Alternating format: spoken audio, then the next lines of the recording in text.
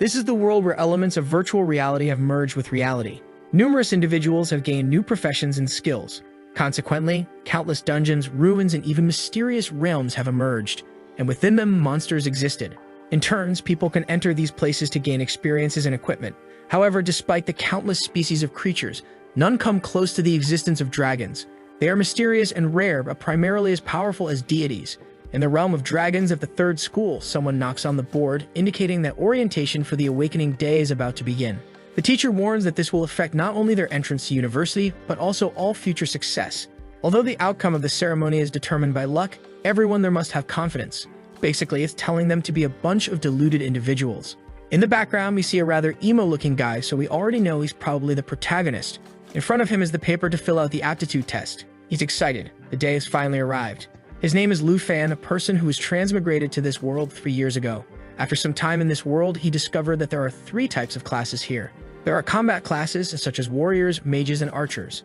They are the ones who can go to the realms and obtain rare equipment, and thus they are the classes most desired by people.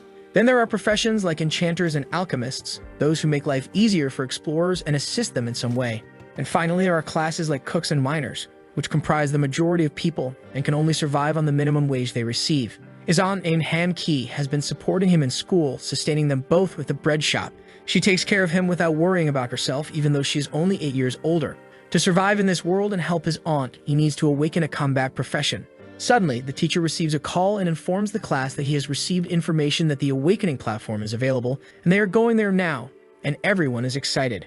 But our emo protagonist is a bit hesitant. The teacher, whose hair looks like a headset, comes to ask him why he's so apprehensive. He's one of the best students. He doesn't need to be anxious. But well, at that moment, Lu Fan gets a shock. The treasure map system has been successfully activated. The teacher knocks on the table, asking if he's listening. He apologizes and runs off like a fool. He's all excited as he goes downstairs. He has finally received the system. It doesn't make sense for someone to be sent to another world just to suffer. He has no idea what this system does. But now the boy knows that something good awaits him. He's eager to get to the ceremony and awaken his profession soon. All the students gather in front of the principal. Lu Fan passes through the crowd, where everyone is talking about being anxious to awaken a class profession and make millions. Gandalf announces that the ceremony is about to begin and that the priest over there will assist them this year. Looking at the priest, Lu Fan realizes that the guy has a dominant aura. The system gives him the first function, the Eye of Analysis. As he looks at the priest, an interface with his face appears, and he clicks. Profession, level 29 priest with the ability to awaken professions. He gets a shock when he sees that the guy is worth 5 million. Gandalf tells everyone to be quiet. Everyone falls silent immediately, and he announces that the names called are to come up there. While Lu Fan is thinking that even if his aunt worked her whole life, she wouldn't be able to earn all of that.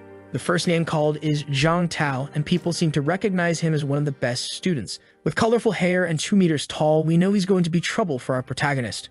The girls are in love, saying they love the guy. The priest begins the process using awakening spells. Zhang seems confident. A golden fireball begins to appear in front with some inscriptions. People recognize this awakening as being from a pyromancer or someone who uses fire abilities. He seems comfortable with the warm ball in his hand, and people are impressed with his ability. Seeing this, Lu Fan thinks that if he can also awaken a combat class, he can say goodbye to poverty. A kid awakens as a herbalist and says he'll continue his family's steps. However, a huge buff guy awakens as a tailor and isn't happy. The skinny guy awakens as a miner. I guess fate wants him to become muscular. Seeing this, Lu Fan realizes that only a minority awakens the combat profession. After the awakening ceremony, he returns home. He checks the system and sees that he awakened as a dragon tamer.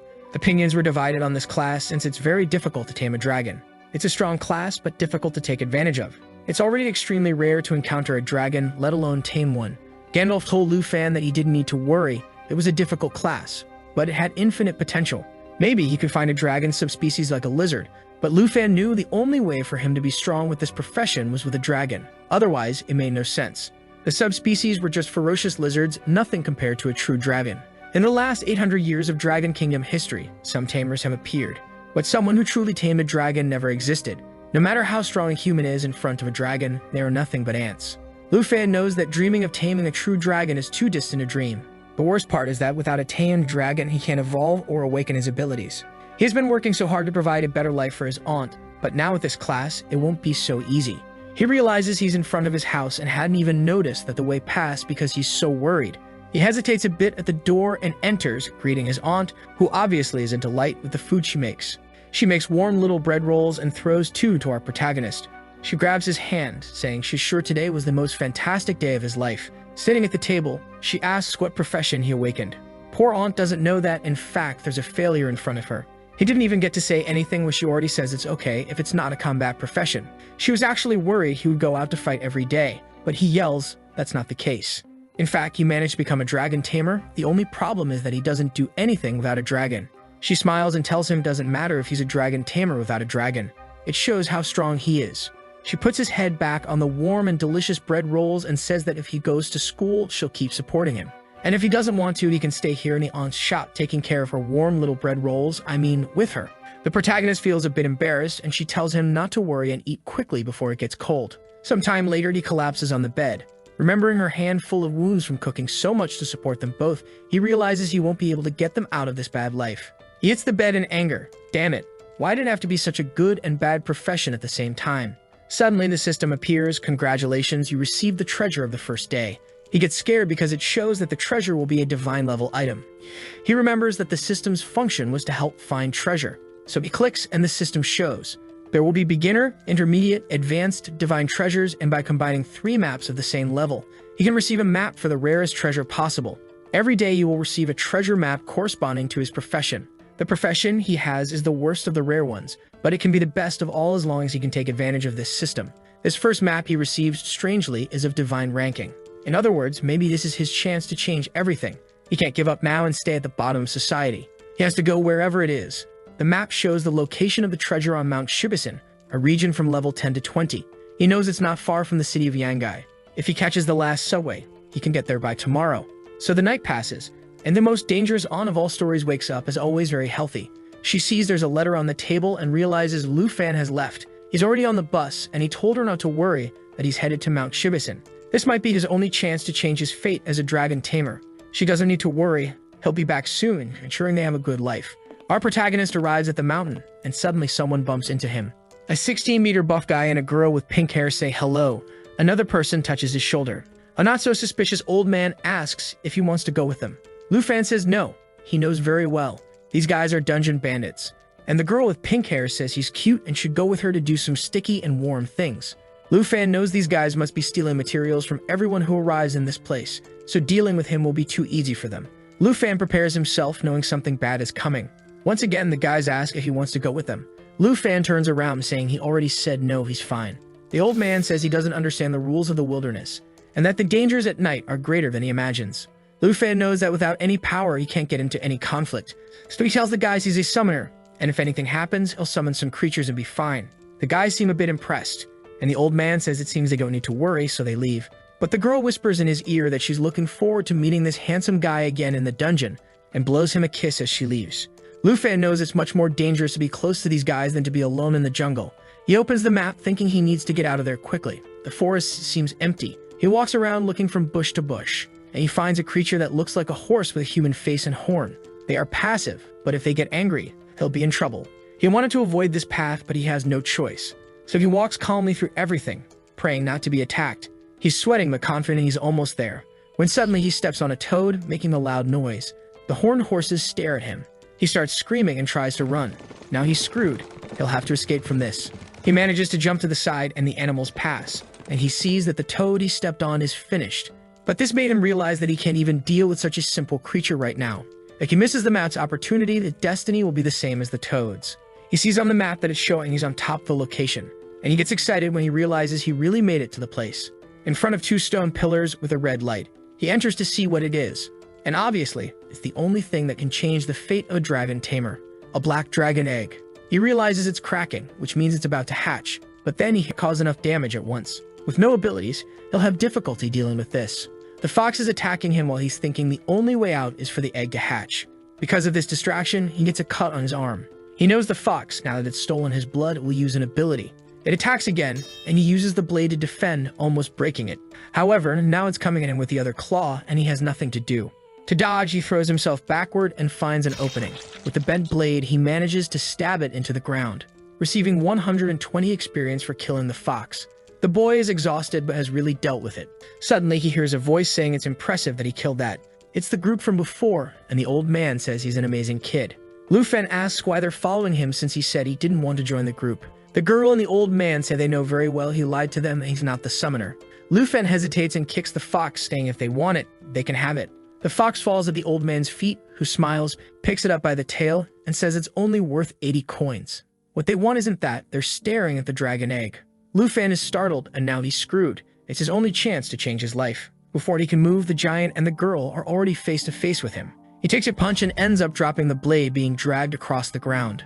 Suddenly, the girl has the blade at his neck, telling him not to move. He's on the ground suffering from the 3 weapons she's pointing at him. Suddenly, the buff guy comes running and tells them to look at what he found. Lufen is startled, and the old man says it's perfect. Now they just have to kill him. With her tongue out, she says it's a shame, but they'll have to say goodbye. Lufen can't believe he's going to miss the only chance to become a dragon tamer. Suddenly, the egg starts to crack and something comes out of it. Everyone looks up, and there's a little dragon in the sky. It descends towards the guys to attack. The old man tries to stop it by throwing a green potion, but the dragon observes it and easily dodges it. The buff guy approaches to try to punch it, but the dragon opens its mouth and claws and goes through him, tearing him apart. His head falls to the ground, and the old man is shocked. The dragon faces the old man, and he's desperate. He looks back asking for help from Lufen and the girl. Our protagonist is impressed. He never imagined that a newly born dragon would be so powerful. She's startled and asks him what he's talking about. Is it really a dragon? Suddenly blood spurts near them, and the old man who was there disappeared. In the dragon's mouth, you can only see the remains. The protagonist says she's an idiot and throws her to the ground, calling her feminism. He runs towards the dragon and activates the dragon taming technique. The dragon, confused also. A red aura appears in front of Lufen as he tells her he's not a summoner. In fact, he's a dragon tamer. In the system, it appears that the contract with the black dragon has been established. Desperate, the girl begs, saying she didn't know it was a dragon egg. But Lufen doesn't forgive her, not even the hottie. So he commands the dragon to attack since she's a bandit. Blood spurts, and a while later, he's resting with his little dragon. While he's applying some bandages, the dragon is looking into his backpack. He grabs him by his little arms and lifts him, saying he's a very lively dragon. Now confident that he has finally reduced the distance from weakest to strongest. The dragon has just hatched and is already so strong. He can't imagine how powerful it will be when it has more levels. And touching his face to the dragons, he says finally dragon tamers won't be considered a useless class. He starts wondering about the most important thing. What will be the name of this dragon? Will it be Little Charcoal Ball? Black Diamond? He decides to give it a name when suddenly the dragon starts shaking in his arms. A red aura starts to come out and he flies. From the flames, a face appears. Red hair, a little tail, a little wing, and it turned into a girl. Thank God she's not the waifu of this story.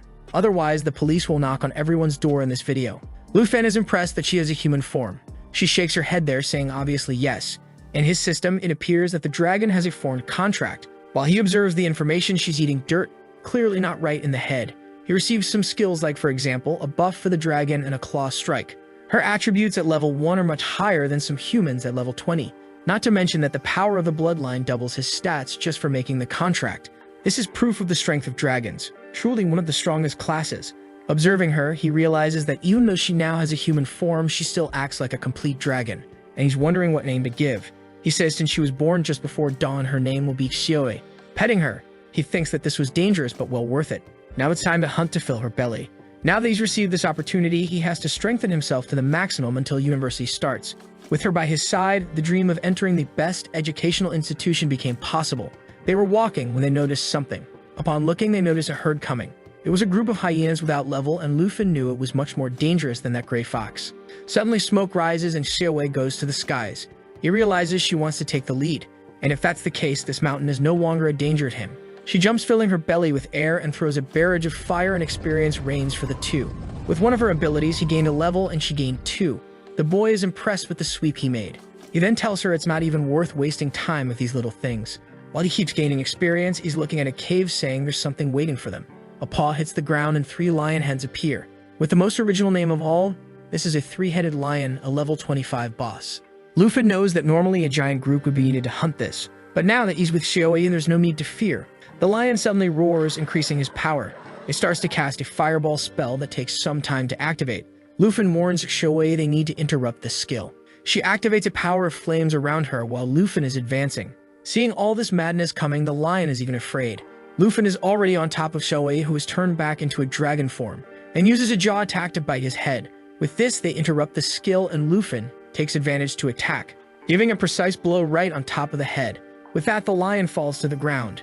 He realizes the beast died way too easily, not to mention he's already up to level 14 and she's up to level 9. Also, the system's cooldown just reset, so he's going to receive another treasure map. He's already excited to see what comes this time, and calls the little dragon for a stroll, in a part of the depths of the Tabaxan Mountains. The girl with blue hair tells the knight that the opportunity is very good and they can't let it pass. The knight named Sunji responds that to enter the realm of fortune they need at least 5 people.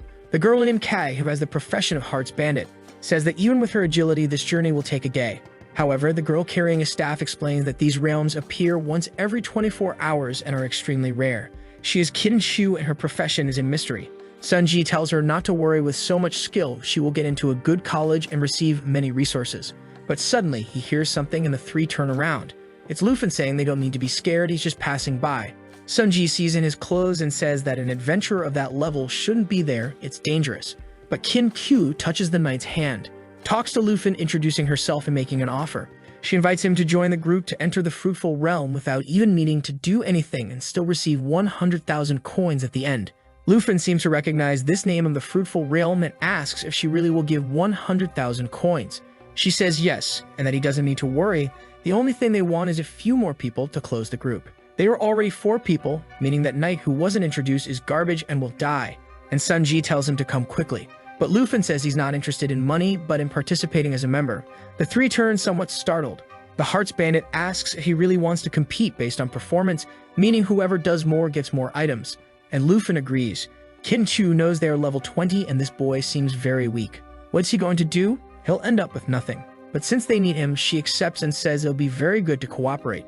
With that, they shake hands and the deal is sealed. She warns that it's time to enter, while Luffy is letting Shio rest to only use her when really necessary. With that, they enter the realm through the portal. This is the realm of intermediate level lamentation and hard difficulty. Upon entering, Kin-Kyu says that place is very silent, the only thing heard is their voices. Sunji asks Luffy why he doesn't have any weapons. He stretches out his hands and flames appear. From the inventory, he takes out a dragon blade he received from the second map. Seeing the blade, Sunji says it's amazing. He thought he was trash. But is he a transfer student by any chance? Suddenly, the ground explodes with a hand coming out and decaying level 15 zombies appear. Shojia, the fighter who will definitely die, rushes forward with the advanced ability. Sunji says he did a great job and starts cutting down zombies too. Seeing the group's formation, Luffy thinks they're really well organized. Suddenly, Kin-Kyu raises her staff to the sky, invoking lightning, and uses a Starlight Rain ability. This ability not only strengthens allies but also damages undead creatures. She then tells Luffy she has a secret class, the Light Mage. She not only can heal but also cause damage.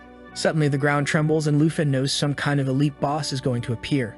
A hand explodes a wall and now there are bloodthirsty zombies. Sunji tells the bandit to protect the mage and our protagonist, while he's going to advance with the warrior I'm waiting to die. He jumps and delivers a vertical cut right on the zombie's shoulder, and his friend delivers a blow right in the middle of the zombie. But he's trying to remove the blade and it's not coming back.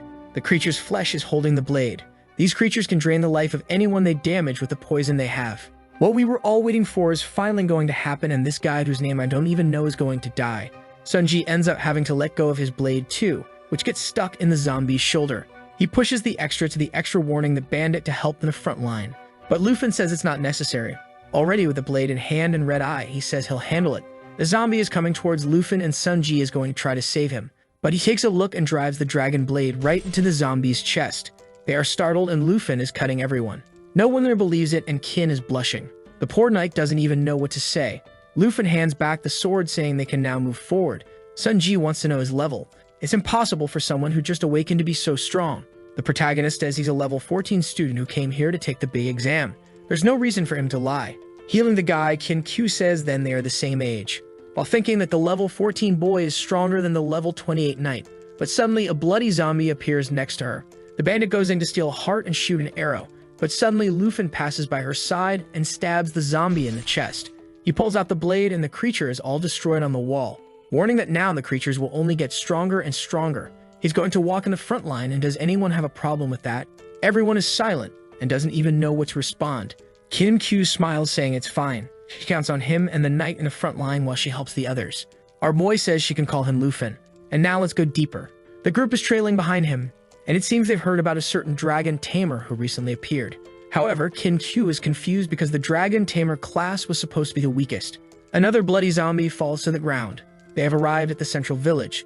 Luffy knows that Kin Q's healing magic can't remove the poison that's been applied to the guy. Suddenly, Kair, the bandit in this case, says she feels something strange. Underneath them is a pile of debris and some zombies are coming from behind. The poison guy tries to warn that there's something coming from behind. He falls to the ground and Kin Q rushes to help, but there's a red light on his back. They hear a sound and turn to see a zombie with steel skin. Kair recognizes that as the mystical guardian. Seeing that there are some bodies stuck to the creature, Luffy warns that they need to kill it quickly before it absorbs their friend. Samye advances with a moonlight cut. However, his blade can't even scratch it. Luffy is worried since the poison on the guy is attracting a bunch of creatures. He goes up and tries to stab the monster in the face. It seems to have affected it a bit, but he'll still need a few more attacks, as the creature has 40% more defense. One of the abilities he received with the dragon blade is dragon armorization. The steel zombie uses a charge ability to go towards Kin Q. Luffy asks her to use blessing powers along with him. Activating the dragonization ability, his hand starts to transform, and Kin Q raises the staff using the light ability. The strength of this hand depends on the strength of the dragon he has a bond with. With this, he strikes right in the middle of the zombie, while Kin Q provides support. Half of the creature explodes and the people realize it's starting to disintegrate. Samye says that apparently this creature depends on continuous absorption to grow so big, while thinking that this Luffy is definitely a pro. Inside the zombie, a head with a giant eye can be seen.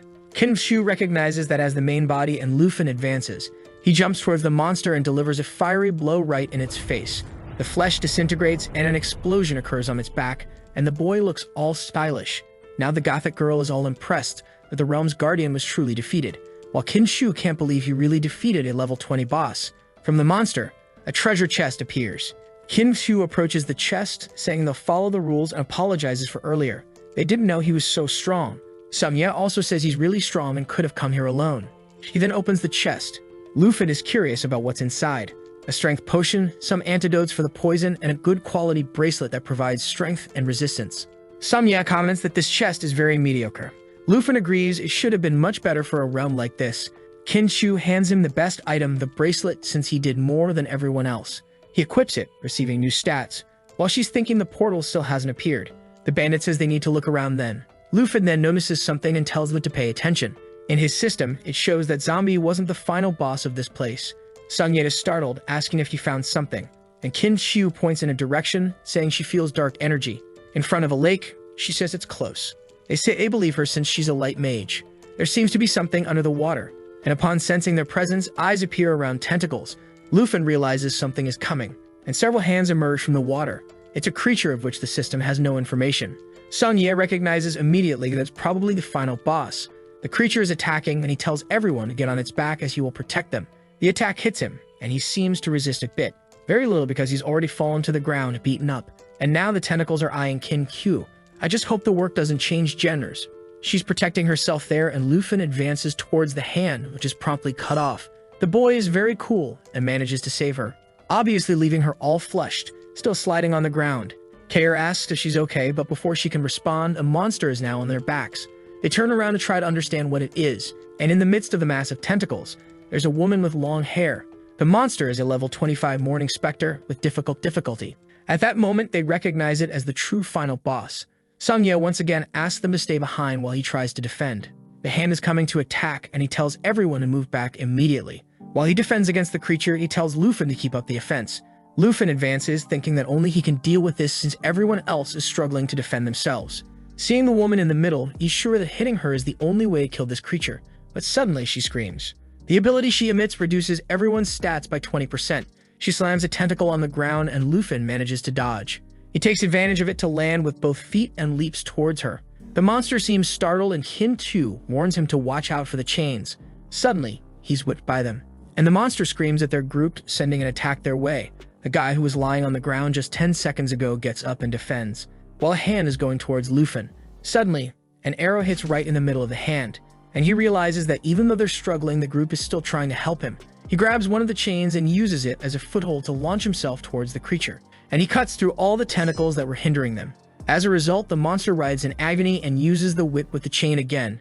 He narrowly dodges it. He activates the dragon transformation in his hand and cuts the chains in half. They all fall in front of the group. Sungye says they won't be able to handle it. It's better to retreat for now. Luffy asks Sungye to take everyone out of there. Kin Chu asks what he's going to do. He says they don't need to worry, he'll just cover their retreat.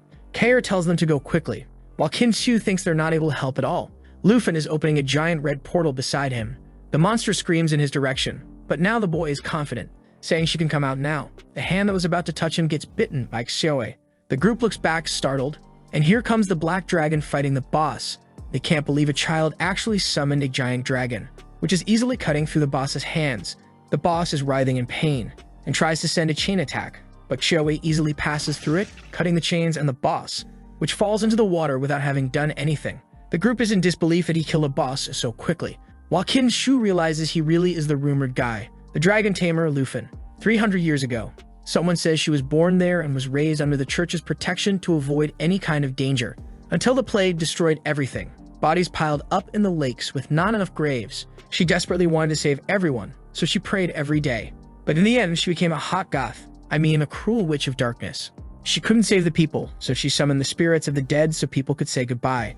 But the church that had sheltered her for so long accused her of causing the plague. They chained her up and dragged her through the streets. Thrown into the lake, all she wanted was to save everyone, or at least allow them to say goodbye. She did nothing wrong, and that was the story of the mourning specter.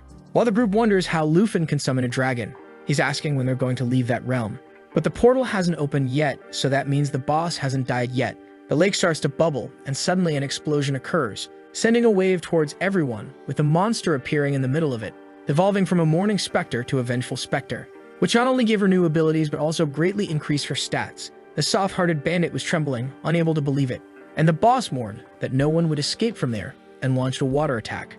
Shio has an effect that prevents her from receiving debuffs, so she defended Lufin. However, the bubble that exploded from Kair's lair trapped her in a water trap. Sunji tried to help her get free, but it was immune to physical damage.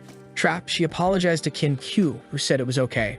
She fell to her knees, saying it was all her fault for insisting on coming to this realm. Lufin asked if she was going to give up so easily. She explained that the boss was immune to physical attacks and only she had magic attacks, but she was too weak. The vengeful boss sends a hand attack towards Shio, which can cause instant death or apply a debuff.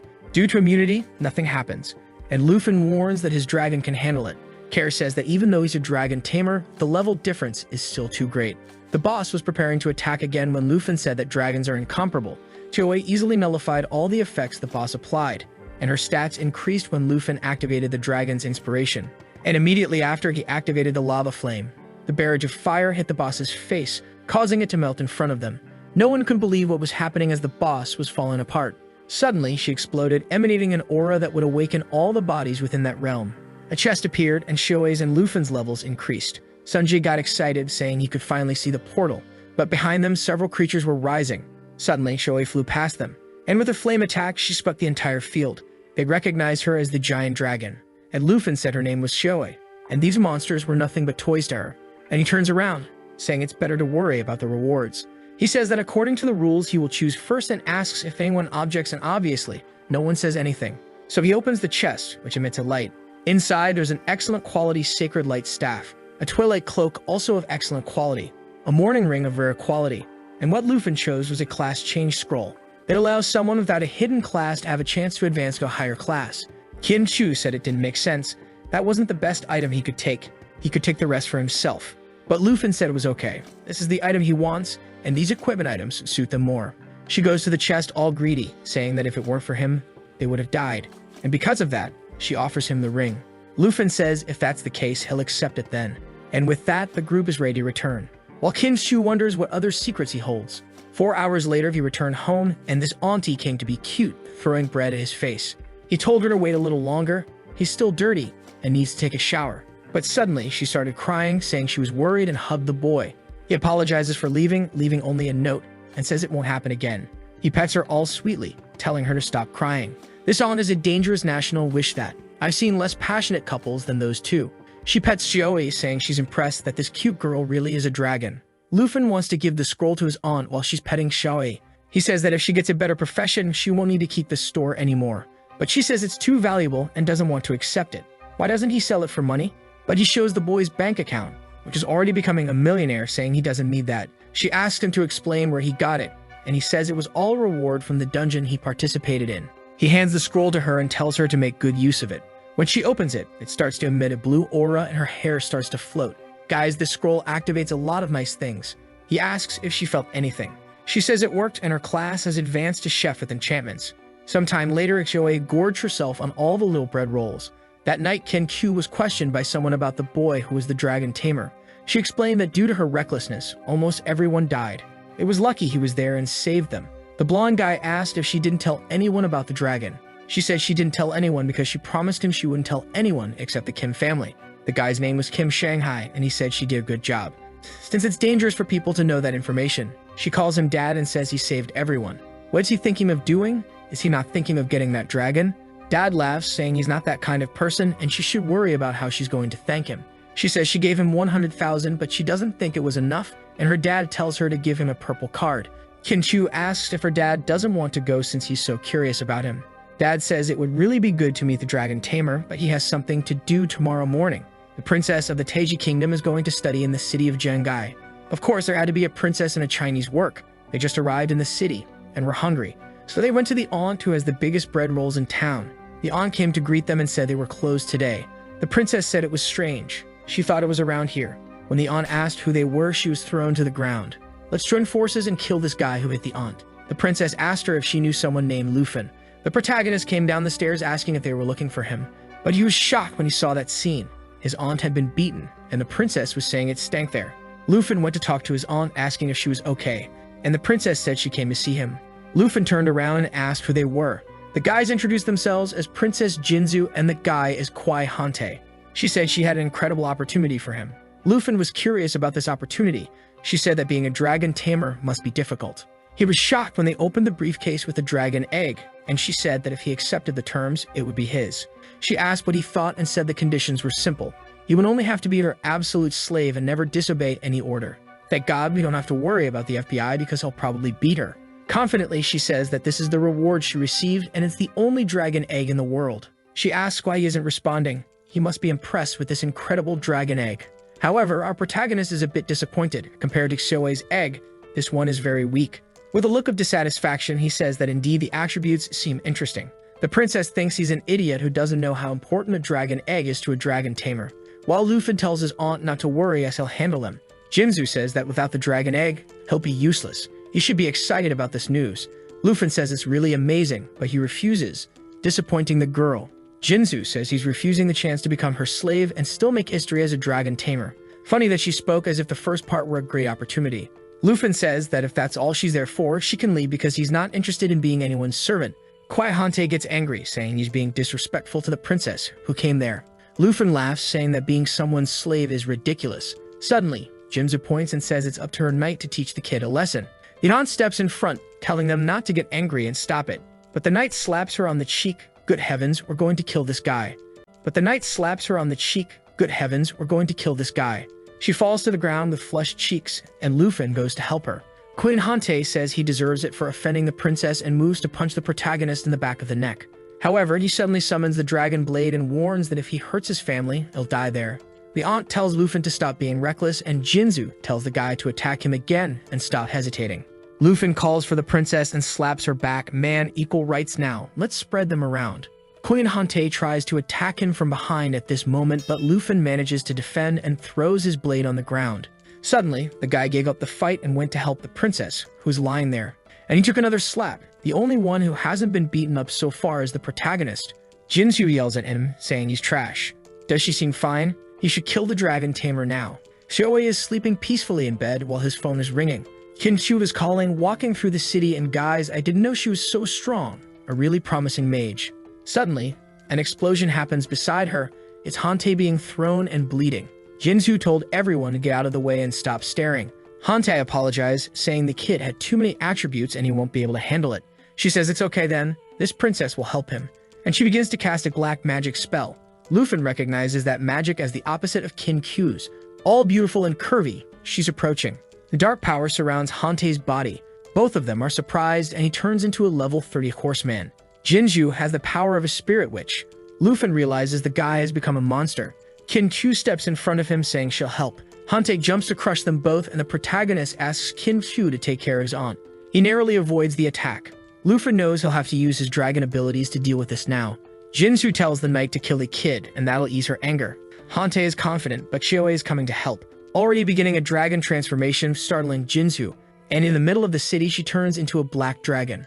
Lufin warns it's his turn now. Jinju starts casting a spell to stop the dragon. However, Shio roars and her ability is interrupted.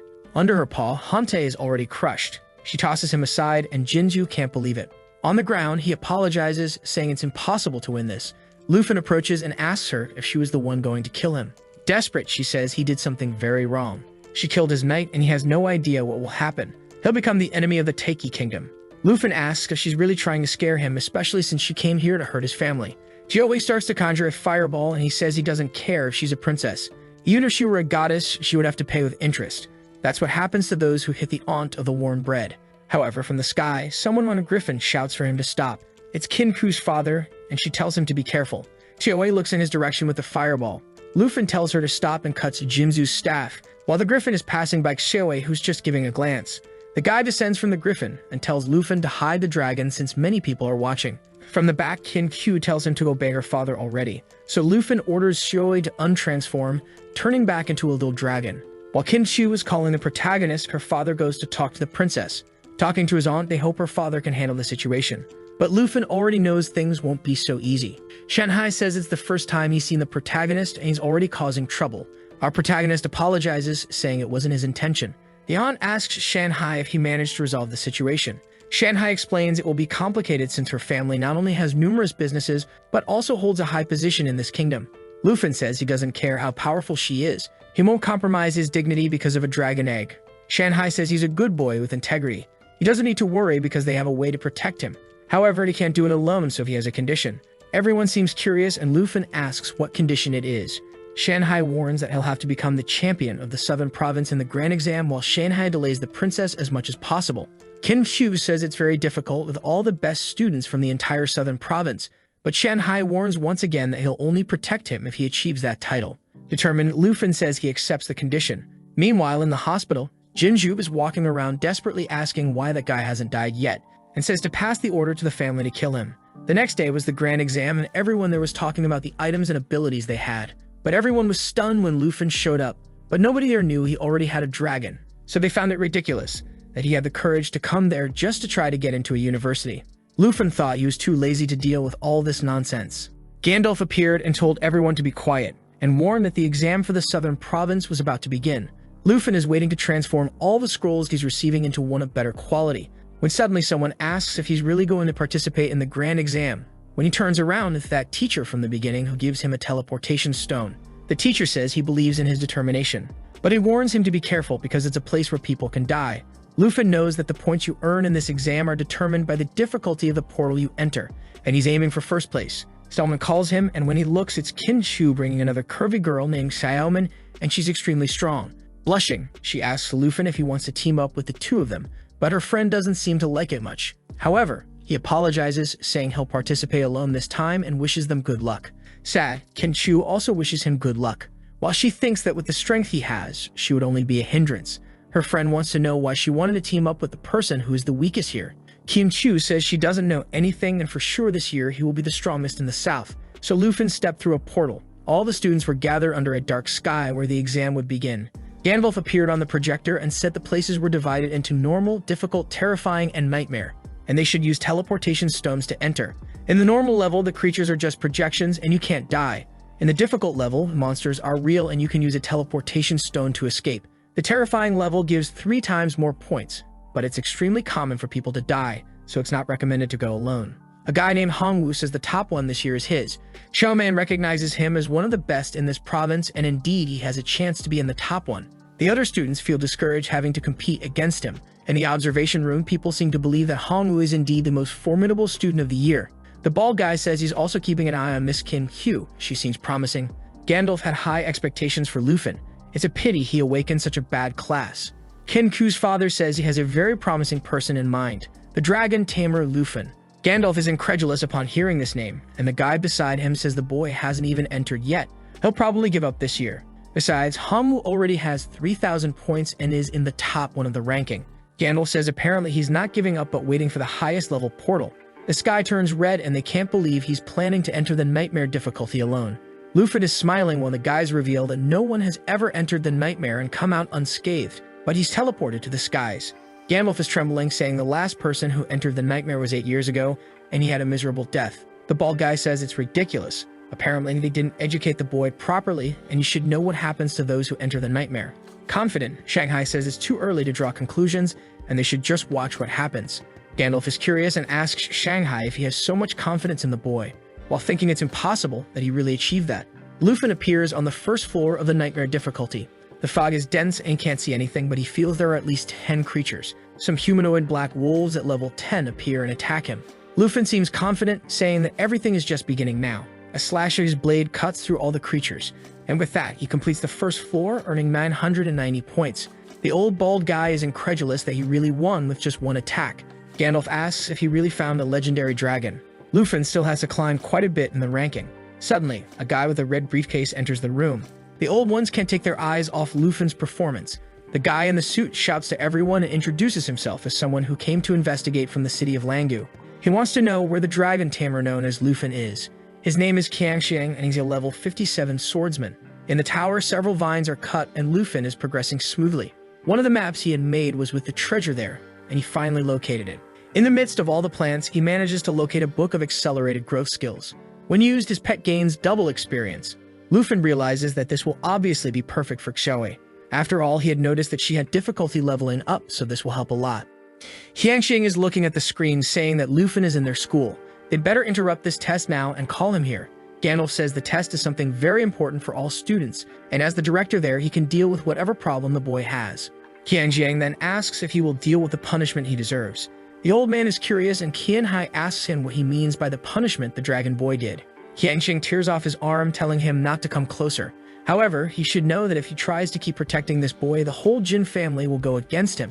He pushes him, telling him to get out of there, and tells the director to bring the boy now. Qianhai lights a cigarette and says that after Lufin's secrets are exposed, neither the Jin family nor the superiors will care. Qiangxiang asks what secret he's talking about and says he's going too far.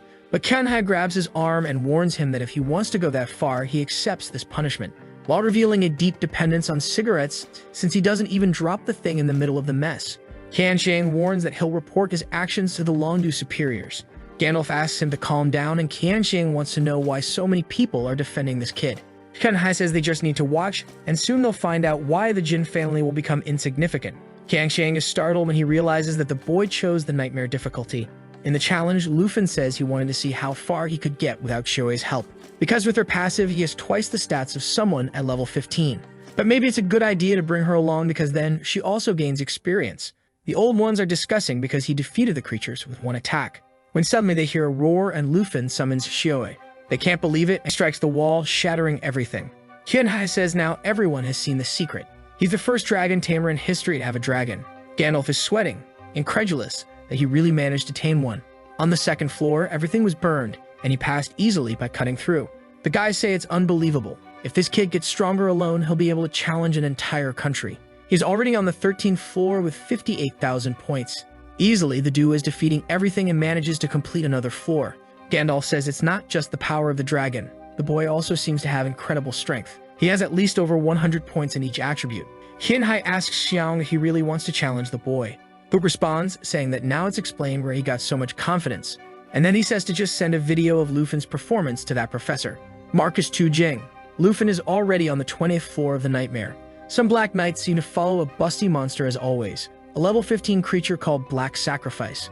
Lufin grabs Xiue's chin and says she's about to level up, and activates the lava flame. The explosion is sent and the creatures are evaporated, with the 20th floor being completed. She goes up to level 11 and Lufin to level 16. With that, he already has 98,000 points. Do you remember that the last chapter ended with Lufin and Xiue inside the dungeon? He had just ordered her to set everyone on fire, and we saw that he was in first place in the ranking with 90,000 points. 1 hour later, during the fear challenge on the 50th floor, a muscular guy was exhausted, thinking that this year's challenge was really perverse. However, he was sure that the only person who had a chance to beat him was that girl, Kinkyu. Since she was in a team and would earn only half the points, he was confident that this year he would be the top one. He was already shouting to the heavens, asking if everyone outside was watching his incredible performance. Obviously, they weren't, my friend. They were watching our protagonist. They commented that he was also reaching level 50, and there they believed he wouldn't be able to go much faster. However, our boy was confident because Xiao Yi had received a shape-shifting ability. She got a baby dragon form, a girl form, a giant flaming dragon form, and an end-of-the-world form. Suddenly, they both felt the ground tremble as stone ogres emerged from it. They were 3 giant level 20 amethysts, and the elders were sure he wouldn't get past them. While the other elders wondered why they didn't have a guy as good as Lu Fan in their school, the golem roared and went to punch Lu Fan. However, he was smiling, thinking that things had gotten a bit tougher in the middle of the tower. Xiao Yi punched, stopping the golem's punch. He immediately ordered her to change to the end of the world form. A red beam of light shot up, and the elders wondered what he was up to this time. Xiao Yi had risen towards the sky, and the transformation was happening. Her eyes started to resemble the one from Lord of the Rings. She advanced to the end of the world form, and her strength went from 400 to 2,900. The elders didn't even know that dragons could change combat forms. They were all scared of our boy's strength. Once again, the golem came to punch, but he easily dodged. He was activating the pet inspiration that increased all his points by 10%. But to be honest, it seemed more like 30% from the numbers. He then ordered her to bite the golem's head, and it was a perfect hit. The elders were incredulous that it had been damaged so easily. Professor Gandalf was sure that to do something like that, it must have had more than 2,000 points of strength. Another golem tried to grab Lu Fan in mid-air, but our Matrix boy easily dodged. At the same moment, he pulled out a transformed dragon claw and threw an explosion at the golem's head. The old man started poking the fool, saying he was lucky not to have provoked Lu Fan, who was about to be hit for the 3rd time. But this time, he didn't dodge. It was Xiao Yi who roared and weakened the golem. The rascal was confident, saying he would deliver the final blow. However, I think his was stolen because she smashed the ground and destroyed the last golem. Seeing that both leveled up, he realized that the nightmare difficulty was the right choice. Not to mention, there were still many floors for them to level up. The old men, who were just poking each other, said that it seemed even the 50th floor wasn't difficult for Lu Fan. The brown-haired guy was a specialist in judging strength, and Gandalf asked what he thought of the dragon. The guy said it was hard to estimate, but it seemed that in the form change, she must have at least 2,500 strength. The muscular old man said it was impossible. How could a kid that age be stronger than all of them there? While Gandalf was thinking that he had already expected something like this, the elders warned that from the 50th floor on, the X+1 function activates. Gandalf said this was established by those who first created the tower. Basically, after the 50th floor, you always encounter a boss on each floor. This makes advancing any floor beyond that extremely dangerous. And obviously for Lu Fan, who will only face bosses on nightmare level, is even more difficult. The guy smoking a cigarette said to stop talking and better watch Lu Fan, who at that moment was finishing off another boss. With that, he and Xiao Yi leveled up again. However, he was starting to realize that each floor was getting much more difficult. But with Xiao Yi in the World Destroyer mode, he didn't need any strategy. The elders were commenting that it was unbelievable that he was already on the 70th floor, while another one imagined it was possible to pass the 80th. But now seeing how he was doing it, the truth was that it was quite simple. He set fire to the fleeing creatures. A big-mouthed worm came, and he used the blood transformation. Xiao Yi grabbed it, and it was over. He leveled up to 19, and the 83rd floor was completed. In the room, they were discussing if he could overcome the great final challenge. The great geniuses of generations always managed to get there, but all lost in this last challenge. However, Gandalf was confident, saying that Lu Fan was different. He would be the first in the last decade to conquer all 100 floors. Some still doubted until one of them announced that he had reached the 99th. Walking through the dungeon, he found himself in front of a throne. Around the throne were 4 headless knights. Suddenly, the candles in the place lit up, and a headless knight with a blue flame arose. It was a level 55 boss that brought the end of the world. Lu Fan had heard about the kingdom of the headless knights, and it was an extremely difficult mission. Interrupting his thoughts, the knight advanced, activating a curse on Lu Fan that he would die automatically if his health dropped below 75%. He found himself in a difficult situation, but since there was no control skill, all he could do was charge forward and deal with the 4 at once. The headless knight unleashed the Pantheon skill from League of Legends. But our boy easily dodged and approached the first one, delivering a slash right in the middle of the armor. However, he realized that it seemed indestructible, and another one appeared behind to counterattack. Lu Fan barely defended himself and shouted for Xiao Yi, signaling that the time had come. She appeared, smashing the knight and destroying the entire castle. They looked from above and apparently had dealt with the first of the 4. Another one advanced, saying that for killing the king, he should die. He used a lightning attack, but Lu Fan defended himself. However, there was one coming from the front and another from behind. He managed to escape the 3 attacks by jumping up while thinking that he needed to reach the 100th floor quickly. In front of the fireball, he told Xiao Yi to finish it, a ridiculously overpowered attack because it caused damage and also restored her health. The poor knights tried to resist but soon began to be vaporized, and the 99th level was cleared. Once again, they leveled up, and now the elder was eager to see what would happen on the last floor. The smoker said that today would go down in history. Gandalf, on the other hand, was beginning to get apprehensive. The 100th level on nightmare difficulty was theoretically impossible. He approached the throne and raised the sword when suddenly a strange red aura began to envelop the place. His weapon disintegrated, and he quickly realized that it was the last floor. In a split second, he found himself once again in front of the throne, now surrounded by the undead and with the king sitting on it. The monster was the level 60 Emperor and World Annihilator. Seeing that they would have to face multiple creatures, Luffy decided to test the destruction mode. And the rascal was still smiling confidently. He pointed to the king and told her to switch to the destruction form. The dragon roared and her body was covered in flames. With that, her physical strength had dropped, but her spiritual strength had increased to over 7,000. The old men who had been impressed for 30 minutes were once again in disbelief that she had another form of evolution. The headless mags pointed their swords and told the undead legion of 500 to advance on Luffy. But he told Shio to use her new ability. While he fought the undead, the activation was being prepared until he turned and told her to activate the cataclysm. The undead were now just dead. The kill count was rising by over 100 per second, while the old men watched our boy running towards the king. The headless knights leaped at him to try to stop him, but he suddenly started breakdancing to dodge. He called Shio, and now only 37 undead were left, once again activating the cataclysm, and the old men were once again in disbelief. While the top two had 75,000 points, Luffy was already nearing 1 million. They knew very well that the reward for scoring that many points would be no small thing. Luffy called out to the boss, who said he was an ignoramus. Now the army had only the boss alive. Luffy told Shio to be prepared. The monster swung his sword, and Luffy used his dragon claws to defend, activating an ability that made her flap her wings and create 2 fire cyclones. The boss retreated, realizing there was something strange about his strength. This was because Luffy was using the Ring of Lament, and now the poor boss was now surrounded by about 20 fire tornadoes. The king retreated to near the throne, but Luffy appeared instantly from within the flames, landing a hit squarely in the chest and pinning him to the throne. With that, she leveled up to 17 and our boy to 22, and the monster counter had reached 0. Now the elders just wanted to know what this kid was going to receive, while the rascal only wanted to go home to eat his aunt's cooking. Delicious. He was congratulated for completing the 100th floor, and the first item he received was an Ice Dragon King's Fury skill book, a ring blessed with a wind spirit, and a cloak that granted resistance to fire and ice elements. Now it was just a matter of going home.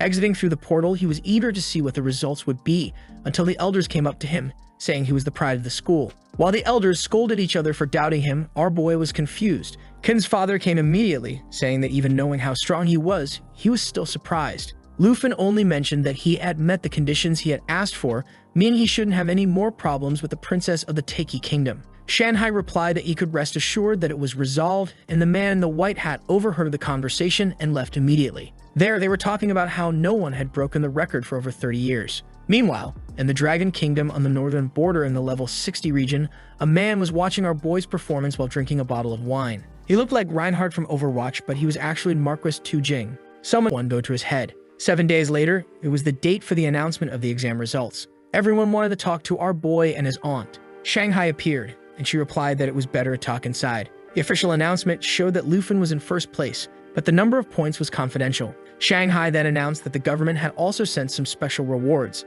a book of the Blue Dragon's Roar that granted a thunder ability, a bottle of lightning potion that increased damage by 20%, green wind armor that reduced damage received by 30%, and boots with arrow wings that provided a teleport ability with a 30-second cooldown. Luffy was happy. Having an ability exclusive to mages just in the boots was already incredible. Ken Chu entered the house, saying that the 10 directors of each of the top universities were calling them for an interview. Luffy was impressed since the announcement had just been made. Shanghai told him to get used to this treatment, but then whispered that his results were being kept confidential to avoid attacks from other nations, as was the case with the princess. Luffy thanked him and said he wanted to meet the person who did this for him in person. The man replied that there was no need to rush because he would soon meet them. Kyun Shu then handed him a card, saying it was a gift of thanks. Seeing it was a purple card, he knew it was worth 10 million coins, though they had agreed on only 100,000. Shanghai asked him to accept it as a thank you for saving Kin Ku's team. She then shouted for them to go to the village. Luffy was confused, but she pulled him, saying he had to meet all the representatives.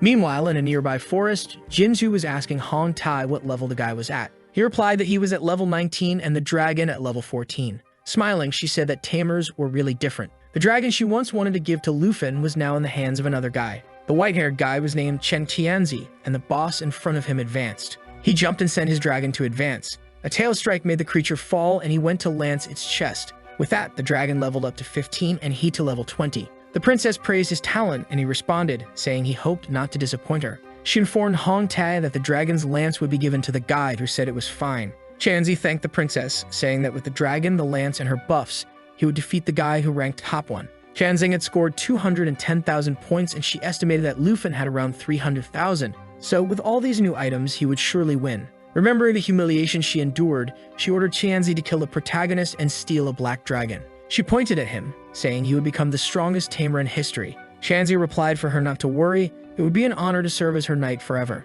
Our boy was now arriving at Qin Ku's house to be welcomed by the people. She asked which academy he would attend, explaining awkwardly that she didn't want to be too far away. Her father had told her to go to the same one he did. Lufin said he trusted in teamwork, so it would be good if they stayed together, and whenever he went hunting, she would be a priority. However, he mentioned he hadn't chosen an academy yet, but would let her know as soon as he decided. Embarrassed, she shouted that she would try to enter the same one as him, and he smiled back, saying that was a good plan. As he entered the room, he was stared at by a priest and 3 healthy-looking girls. He introduced himself, greeting everyone, and the priest came over, saying he had watched the video and was impressed. Facing the people, the priest said he would receive 10 million dragon coins and access to any kingdom. The gray-haired girl said it was shameful for him to come all the way there with such a horrible offer, saying that with her, he would receive 20 million and access to a secret kingdom that the public couldn't enter called the Snow Kingdom. Everyone started arguing, each one touting their offer. Then an alternative-looking girl told our boy that if he entered her academy, he would have the right to compete in the national exam. The other said it made no sense, as he was just entering college, so how could he compete at the national level? But that piqued his curiosity. She explained that the national exam involved 23 countries worldwide, each allowed to send 1 representative under the age of 25 to compete. Of course, the rewards were extremely rare treasures. The priest and the gray-haired girl kept saying it was too much for someone just entering college, but our friend with the piercing insisted that from what she saw in the exam, he had the potential for it. Lufin knew that this wasn't just a competition with great prizes, but also a chance to elevate himself to the rank of the strongest. At that moment, the system updated, indicating that he had received a treasure map. He was thoughtful because the first one had led him to the Black Dragon Egg. The map showed it was at the Dragon Capital Academy in a safe region. Gohan was about to increase her offer, but Lufin immediately said he had decided. He would go to the Dragon Capital Academy. 4 days later, he was closing his aunt's shop. She said she never imagined she would leave there and was a bit reluctant about not having to work anymore. But our boy told her he would take care of her. He was assembling the perfect team, and 2 girls in the car were already calling him Two. Of course, all of them applied to the same academy as him. Qin Chu said she hadn't applied there, but her friend revealed the secret.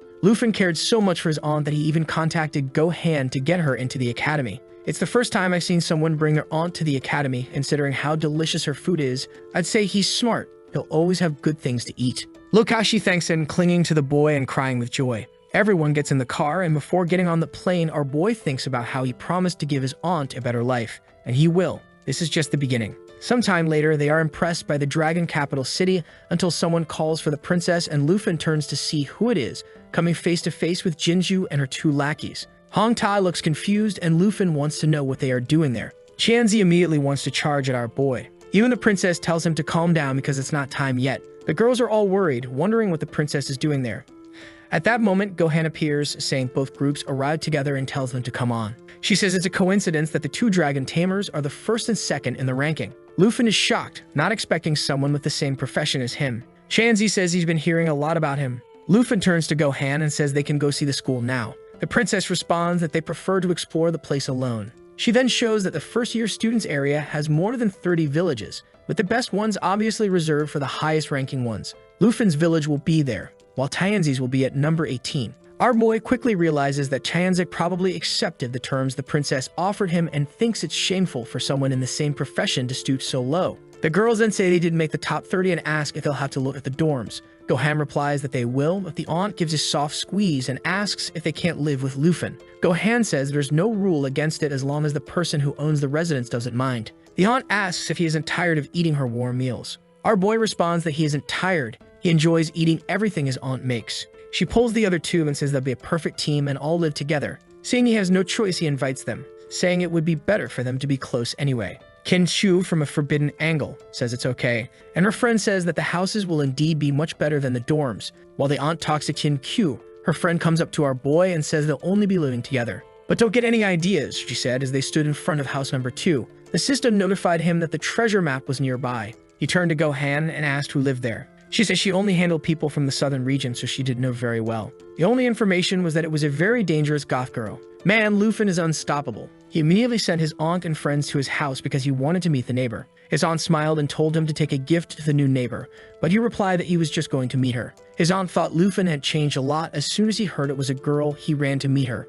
Kin-Ku's friend was impressed. The boy had 3 girls at home and still ran to meet the neighbor. He rang the doorbell, carrying a cake his aunt had made for her. When the girl opened the door, he introduced himself as Lufin, the #1 from Yangai City. It was obvious she was extremely dangerous and carried high-density weapons. My warrior was ready for extracurricular activities. She said nothing, and he said he brought a gift because they were neighbors and he wanted them to get to know each other better. Silent as she was, she just took the box without saying anything and then just mentioned the province and that her name was Jiangying. The woman said 2 words and he was already thinking her voice was very cute. I didn't know our boy was so bold. He already asked to come in and asked if she could offer him a glass of water. She said nothing and just nodded. As soon as she moved to the side, he rushed in. He knew he couldn't stay long, so he had to find the treasure as quickly as possible. He checked the bedroom, the bathroom, until he opened a door and found the treasure map with the jade dragon egg. Finally, he got his second dragon. He immediately ran out and met her in the hallway with 2 glasses of water. After obtaining the egg, he thanked her for her kindness and left. She looked to the side and saw that he had come out of the room where she had left a dress, already thinking he was a pervert in her house.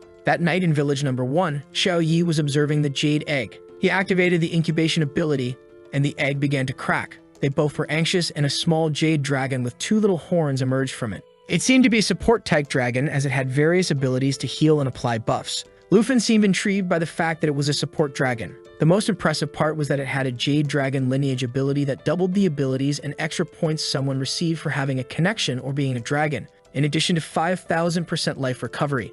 This would not only double his strength, but probably also Xiao Yi's since she was connected to him. Doing the math, he got excited, realizing that Xiao Yi would reach almost 12,000 spirit points. She was happily playing with the dragon. Additionally, she had an equipment assimilation ability that allowed her to absorb any item. Lufin had no idea how strong she would become or in what form. While he was thinking of a name, the dragon bit Xiao Yi. In a stroke for creativity, he named it Xiao Fei. He picked it up and gently stroked its wing. The next day, walking around the campus, they discussed how his aunt, being in the like profession class, didn't need to attend the ceremony. The girls asked why it was so noisy in his room the previous night. When he was about to explain, someone called out to them. They were actually calling for the 2 girls who felt embarrassed when the guys said they would enter any dungeon with them, that it would be great to die alongside such beauties. They assumed the boy next to them wasn't their boyfriend. This scene seemed just for the artist to draw the girls, as the scene shifted to the moment they entered the ceremony hall. Xiaomin and Kin-Ku's friend had to sit in the back because they didn't have special professions. Meanwhile, the muscular guy who came in second was staring at Lufin. He remembered him as the martial artist from the entrance exam, seething while our boy smiled. He remembered very well the shame he had felt because of the damn protagonist. While Xiaomin invited Kin-Chu for being able to sit next to Lufin, it revealed her feelings towards him. Something caught our boy's attention. It was the incredibly powerful goth girl in the chair staring right at him. Kin-Chu asked who she was, and he said she was the neighbor from #2. She was impressed, noting that the girl was both very strong and very beautiful. The guys in the back were getting increasingly angry with Lufan, the bastard surrounded by beauties. Then the director ordered everyone to shut up. His name was Zhao Sheming, and he was also the Combat Academy's professor. He said he didn't like idle chatter, so he just informed them they would receive some cards. These would function as credentials and shopping cards within the academy. Points, which were basically the currency there, would be stored on these cards. Points could be used to access secret realms, buy weapons, and even potions. The initial amount present on the card represented their ranking position. One of them complained that in easier provinces, weaker people topped the rankings, but the director assured them that everything had been taken into account for the calculation of the amounts. Lufan understood these were the Academy's funds. The director explained that in a month, everything would be recalculated. He also mentioned that the top 30 in that place had access to the blue class, where they would receive various privileges including secret abilities and realms that only they could enter. People realized that staying in the top 30 was very important, as it not only got them their own village but also entry into the blue class. The director then warned that being in the blue class also had its disadvantages. Any student could challenge someone from the blue class to steal their place in that position. If the blue class person lost, they were obliged to give up everything they had. Additionally, no blue class member could refuse challenges. He announced that for this first month, the top 30 from the exam would be the blue class, and the first and most important place belonged to the dragon Tamer from the southern province, Lufan. People were commenting again about that bastard surrounded by women and still being top one. Others noted that his test videos were completely private. At that moment, Chanzi said that if the princess asked, he would finish off Lufan. She replied that it was fine, there was no need to rush. Meanwhile, Kin Hu expressed her insecurity, noting that what the director did would make everyone hunt him down. After the ceremony ended, they were leaving the auditorium and our boy was eager to activate his new dragon. He mentioned that they should enter a secret realm when someone called out to him. It was Hongwu who obviously wanted a challenge. Everyone was apprehensive since the announcement had just been made. Lu Fan asked if he was sure and Hongwu told him to stop stalling, noting that the director had said those in the top 30 couldn't refuse any challenges.